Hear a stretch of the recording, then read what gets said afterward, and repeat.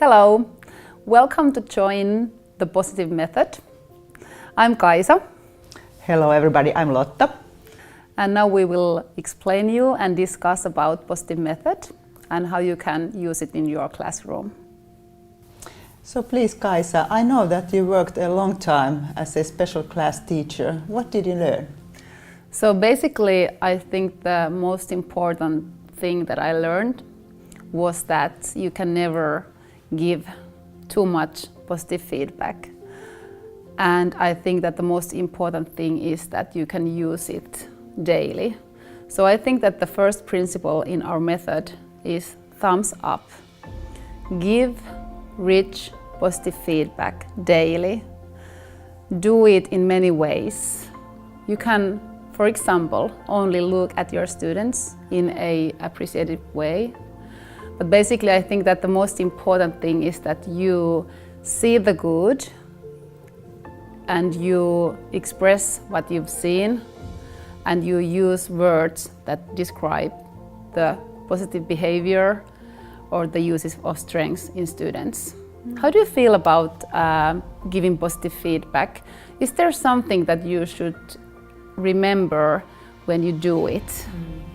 I just started to ponder upon it. Sometimes it's so difficult to give positive feedback to your students if there's so much, they're facing so severe challenges and you end up like being stuck in their bad situations. But it's something you can learn.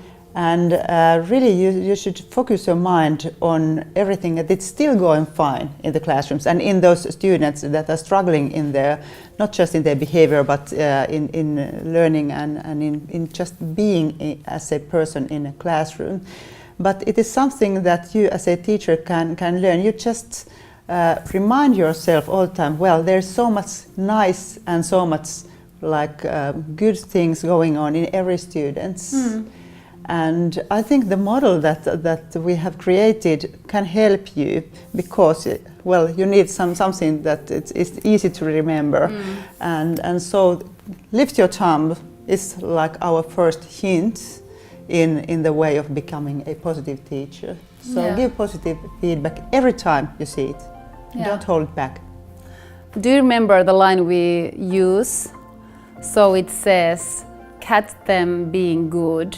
So catch them being good.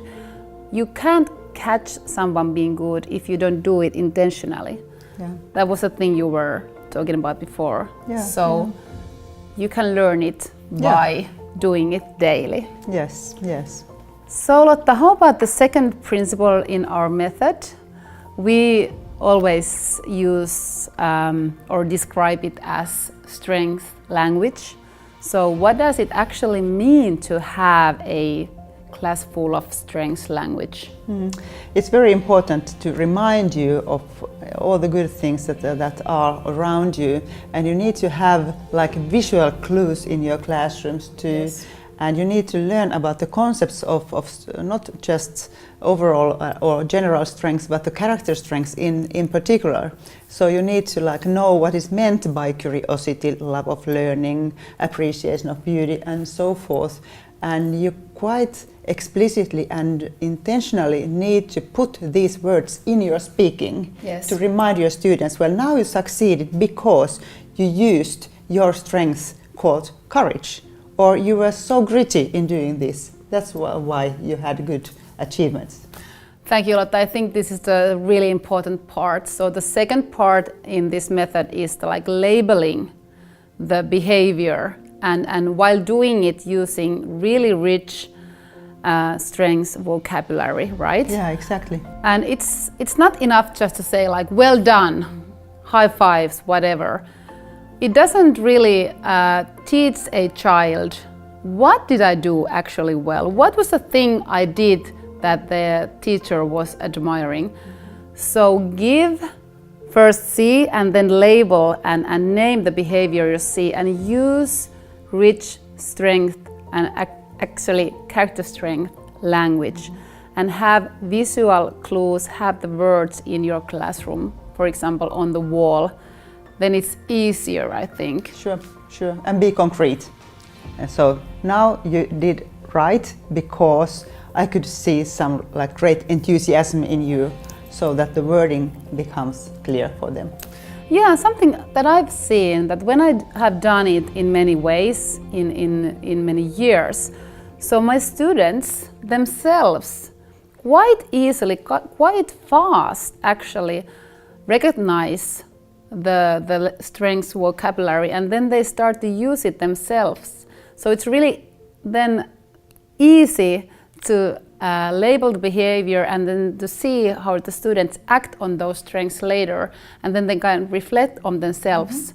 What did I do actually? Was this perseverance? Yes, it was. And how it felt. Yeah, so I think... Yeah, exactly. And it is contagious, so they learn to use the words quite fast, as you said. Okay, give good feedback, learn the strength vocabulary. So what could be the middle finger? Yeah, so we have been discussing that one of the things that needs to be taught to our students is first to recognize their strengths, but second or third one is actually let them use their strengths in different kinds of environments, not only in the classroom, rather outside the classroom, outside the school. So basically, usage of strengths is the third one. Could you a little bit more explain what does that mean? We should show them examples of where to use which strength. How does it like guide you to the goal that you have set for yourself, and how you can encourage other students to use their strengths in order to gain something that they have put in their minds, or what are their targets in not just in school but in life in general. Yeah. So first learn it and then use it, and use it for common good, use it for others, and feel or express yourself. What is the feeling you have when you use your strengths for common good? And now that you mentioned common good, we are coming to our fourth finger, or the fourth principle in our positive method. And it is nice to remember, because the fourth finger is the ring finger. It is the symbol of getting together. Yes. So what you were just mentioning, that it's for common good. So what Yeah. does it mean actually?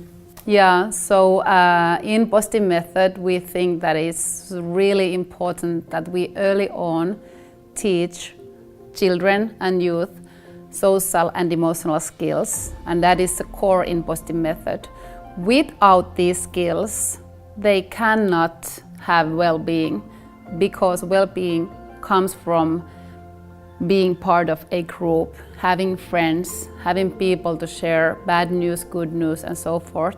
So I think it's the core in everything that we do, how to help students to be in group, to have compassion, to have creativity with others, how to solve problems, and how to help others. Yeah, I strongly agree on that. So really you should learn how to not just accept diversity, but how to appreciate diversity, and learn to respect all the strengths that your peers are having. They might be totally different from yours, but however, it is something to be learned about. And that's why we believe in positive method and in overall teaching skills to students, that social and emotional skills, like soft skills, are actually hard skills, the most essential part of becoming a human being who can survive in this complex world, right? Yes, exactly. So now we have already like four fingers, thumbs up, give good feedback, and the second, strength language. The third one is how to use your strengths and how to promote strength usage in your friends. And the fourth one, the ring finger, shows that it is utterly important to be a group member and to like promote friendships. And so there's still the little finger left. Yeah, so the little finger is critical as well. So we think in positive method that you should first learn it yourself and then walk the talk.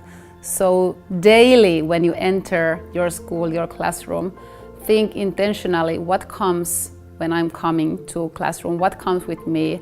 So how can I, as an example to my students every day, promote well-being by thumbs up, by giving positive feedback, by promoting strengths language, by promoting the uses of strengths, and how can I daily do good things to other people. So I think that walk the talk, be an example.